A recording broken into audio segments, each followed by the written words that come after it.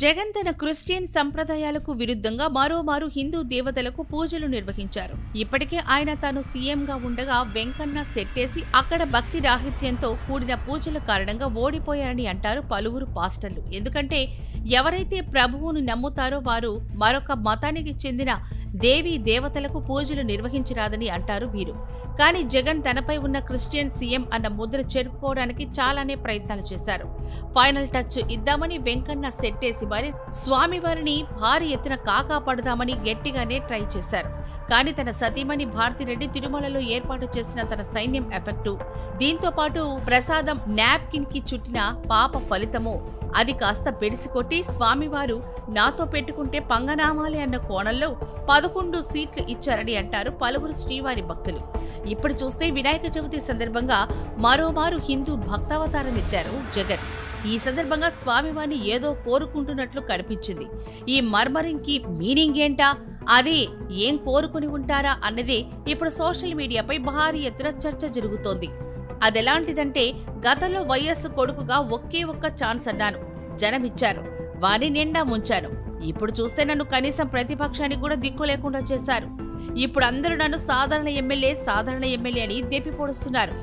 నువ్వే ఎలాగలా చేసి మరి మరోమారు నన్ను ముఖ్యమంత్రి చేయి వినాయక అంటూ ఆయన మొక్కినట్లు, అందుకు వినాయకుడు కూడా వైల్డ్ గానే రియాక్ట్ అయినట్లుగా భావిస్తున్నారు.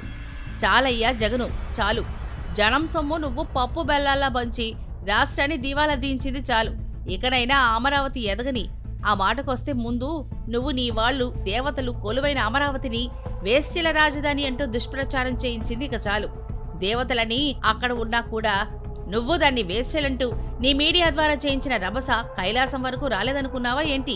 నాకు మా కరెస్పాండెంట్ నారదుడు చెప్పాళ్లే. ఆపై నా మూషకం కూడా గ్రౌండ్ రిపోర్ట్ చేసింది. ఈసారి భూలోకం వెళ్ళినప్పుడు మీరు జగన్కి అట్టే వరాలు ఇవ్వకండి స్వామి, అతడే మీ భక్తుడు కాడు పాడు లేదు. అంతా నాటకం. హిందూ ఓటర్లను బొట్టలో పడేసే యత్నం. పూజారులు ఏదైనా ప్రసాదం ఇచ్చినా వారు ఉండజుట్టి పక్కన పడేస్తారు. ఎందుకంటే ఎవరైతే హిందూ దేవతల ప్రసాదం తింటారో వారు ఆయా దేవుళ్ల భక్తులవుతారు అన్న నమ్మకాలున్నాయి.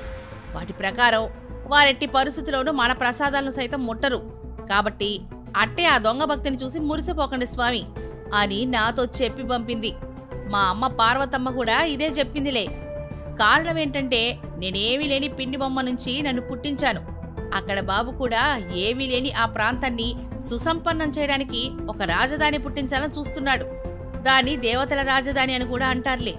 నేను చేసే పిండి బొమ్మను ఎవరైనా ధ్వంసం చేయాలని చూస్తే నాకెలాగా ఆగ్రహం కలుగుతుందో అక్కడి ప్రజలకు కూడా సరిగ్గా అలా ఆగే వస్తుంది. కాబట్టి దయచేసి నువ్వు నా కుమారుడిగా జగన్ని మాత్రం అస్సలు కనికరించవద్దు. ఎందుకంటే అతడు ఇంకా మారలేదు.